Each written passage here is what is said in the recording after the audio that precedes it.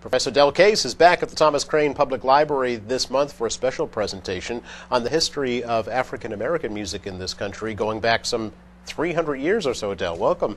Glad to be here. Yeah, nice to have you here. February's Black History Month. I'm guessing that's part of what this presentation was about. Yes, it is. It's a great time. I mean, across the country, there are celebrations of African American culture, and certainly the musical culture in America has been so important. It really undergirds and informs all the popular music we listen to today. Yeah. So you're going to try and relate today's contemporary African American music with music of the past? Well, I mean, part of this talk is to sort of trace out the sort of the history of African American music, starting with the music of West Africa that was brought to America along with the slaves, and then going all the way up to hip hop today. Yeah. But at the same time, as I introduce the important stylistic features of West African music and trace them through jazz and funk and ragtime and the blues and rhythm and blues, etc. Hopefully folks will realize that any of the music you hear on the radio today, and that includes country music, which seems like white music, right? Right. It all is incredibly indebted to the African American music and African American culture. So you'll be bringing actual demonstrations with you at this? Well, I'll be bringing a keyboard, and I'll be will. playing some examples. But, I mean, there are lots and lots of... I mean, you could turn on the radio right now and pick any song you hear, and I could talk for an hour about all the elements of African American music and African American culture that you can hear in that song.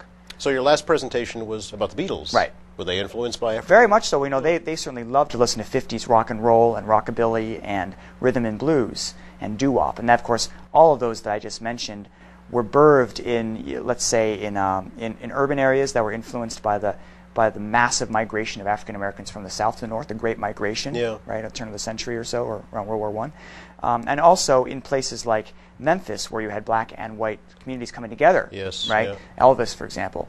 And so the Beatles loved all that stuff, and they certainly, in their early music, were influenced by it. And then later on, George Harrison in particular was a great guitarist who cut his teeth playing British blues music, along with Eric Clapton and John Mayall and these people in the 60s. Okay.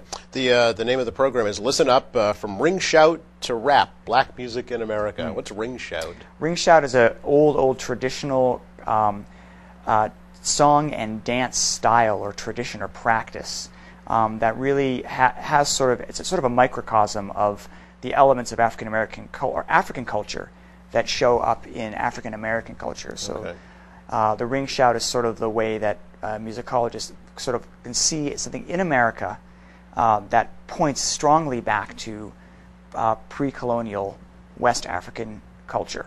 And the elements of the ring shout, which again is this certain kind of song and dance, show up in all the music that I'm going to be talking about. Okay. So the talk, would you say, for younger people, for older people, for music fans? It's appropriate for anybody. Okay. I mean, elementary school kids. Really? Anybody. In fact, if you listen to the radio, you should come to this because you're going to leave hopefully hearing all these things in the music that you didn't know were there. All right. It's Thursday, February 28th, 7 to 8:30, right at the ground floor community room there.